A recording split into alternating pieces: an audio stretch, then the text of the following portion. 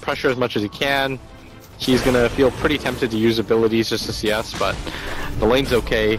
I kind of agree with you. I feel like the Veno is gonna be pretty hit or miss this game, but he seems to have hit right now, but need a little bit more follow-up damage. There's no poison sting because he went for the Gale up at level 1, so mind control's got so much life. He's got Decay back off cooldown as well, so he's just beating into RK now. This time will buy a little bit of space, but maybe not enough. Look at mind control with the boost first as well. He needs one more hit, and Minus with the shards as she locks him in. Mind control kind of trying to cut back up through the tree line.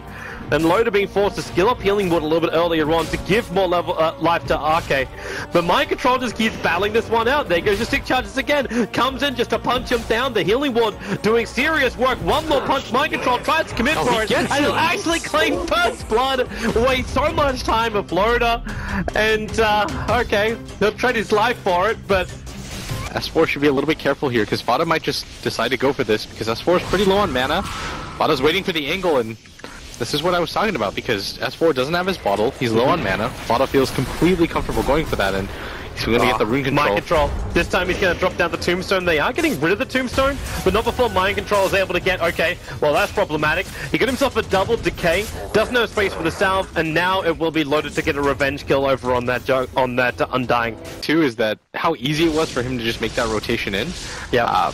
Like, I'm actually so surprised. Like, he didn't use a smoke or anything, and they knew that he was off the map, and yet he got away.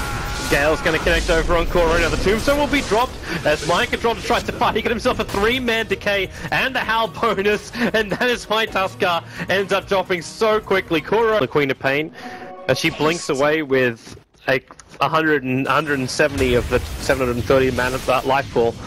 And now we feel it a little bit more as Jirax will die in the top 8 ward block. Can't walk towards a camp up inside the dire jungle because of the block area. Biggest concern right now for me, Toby, is just this bottom lane, as they know that Loda, he doesn't have that spin. Oh my! Yep, no spin. Lich ulti commits and yep. They will still get rid of the Undying Tombstone. Oh, he might just get caught. Wait, did he just walk himself out into this one? Oh no.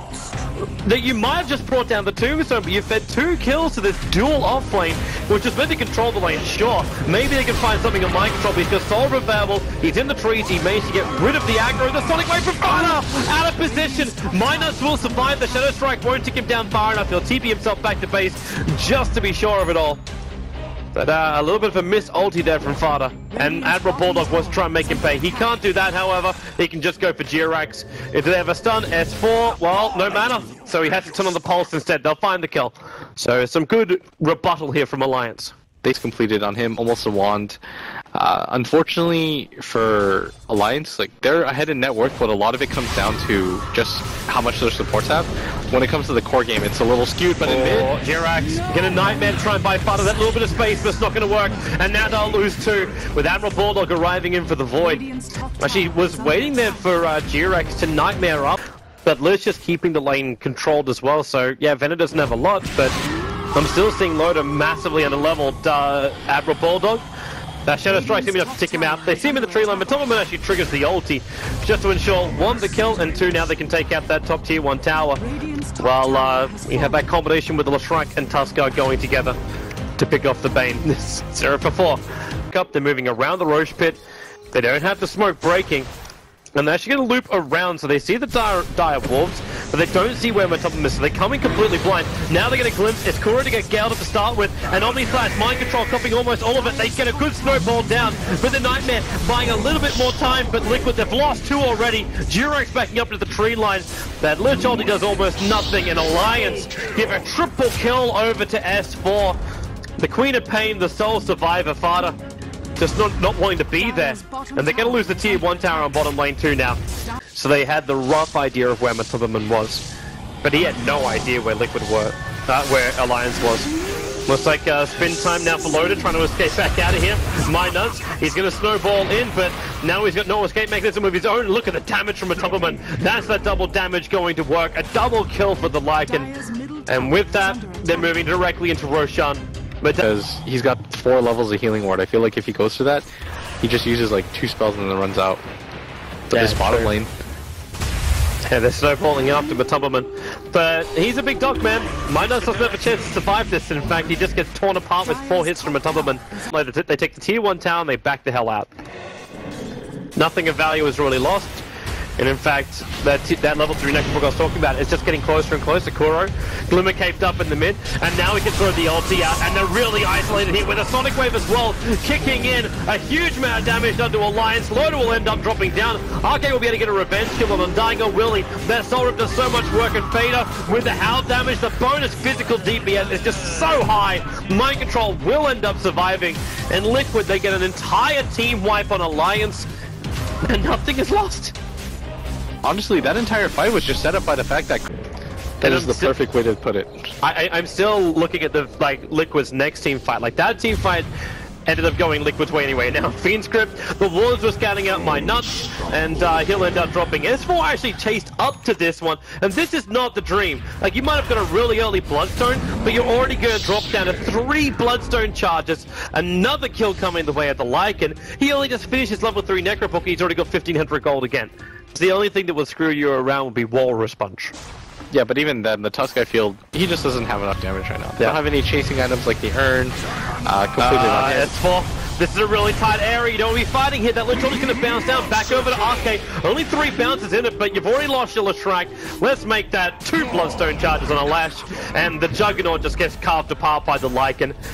They just don't have the damage to battle the Lycan. Even if you do get an isolated Omni Slash off, Matumbleman will still survive. S4 doesn't really know what to do. S4 is pretty much, what he does really well is the ability to kite, get in and out, but he hasn't even been able to use that pocket suicide because, you know, he's just not used to the amount of damage that's coming out right now, and we're seeing him get punished time and time again. Bulldog is kind of playing around with Fada, trying to waste his time, realizes that the option of going for a Gale isn't really there, and Fada's going to go real aggressive here. He might really die with a Sonic Wave out. The Glimmer Cape over from Fada so he can blink himself forward. The Scream will connect. Jirex just needs a little bit of vision to reach him, but the Shadow Strike will tick him out. And Admiral Bulldog can maybe deny himself to the side. Nope. I don't think he's actually going to die. He'll go for a counter Urn. He'll end up surviving. Fine. Well, wait. For now, Jirex is still in the neighborhood, and Admiral Bulldog doesn't have a TP scroll, and they go for the Fiend Script. The Lycan Wolves were scouting Tusker, moving up right now, and well, the Fiend Script isn't enough to find the kill. Jirex still does have that brain stab, and he can turn around one attack to Minot to do the work, and S4 missing on the stun, even while he's locked inside the shards. Jirex will still end up dying, but Minot's being chased down by Wolves. The healing ward's keeping him alive. Again, Loda playing almost medic to his ward vision right now. Yeah. So it doesn't make a full amount of sense, but Liquid safety first, getting a 2-0 here is going to give them a large amount of points, 3 points for it. So I just want to ensure that looks like we'll end up having Loda dropping inside the jungle. Simple initiation in and control from the Bane, but they might lose even more. Matumbleman's just on the chase here for Admiral Bulldog, and this Night Stalker, you might have Darkness up, but it looks like Liquid's just had enough of this. They'll move down instead. There's no tier 2 tower for them to take, so they just don't survive. And now Arcade's also not going to survive. Running out, the Wolves come in, and Matumbleman will block his path. He just got 2-shot with that medallion on. I almost want to say it's only 1.5, didn't even require the full 2. Fada, quick blink away, the Nightmare over on my nuts. Now there is the Fiend Script available, and Jirex actually going to get revealed. They use the Ultimate very early here by S4, but now Matumbleman will arrive with a blink to screen. The Sonic Wave prepped the earlier damage, and S4 Shadow Strike, there is no way to run away. He'll end up denying himself, back down to 2 Bloodstone charges, and Team Liquid firmly in control of this game. My man just has an unbelievable amount of farm. You've got the Necro books completed, or up again off of cooldown. You've got an Aegis 2. The Assault Curse is going to make this push even easier. There's no real way for an Alliance to get on top of the Tombstone or even fight into those Necro minions. Yeah. But at the same time, you've got 5 heroes alive in just 10 seconds, and you're going to lose a Rex for free, maybe even a second set. Yeah. And this is almost too easy for Team Liquid. But what is Alliance really meant to do? You want to fight the bottom lane where the creep wave's pushed in? Omni Slash doesn't work for the Omni Knight, so he can't inflict all of his damage. The Pulse Nova might do some work, but S4 is the one who's being carded now as Admiral Bulldog running in with his Aghanim Scepter as well as Gem. This is the last fight, but a big stump from S4 catching out 3 with the BKB's turn on. S4 gets completely wiped. The Omni Slash will go for the Ken. It's all just shared across the Liquid load.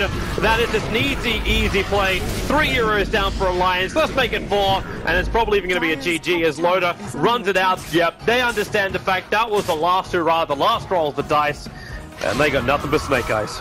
Liquid this entire day has just looked completely dominant, and Mind Control is able to make so much space.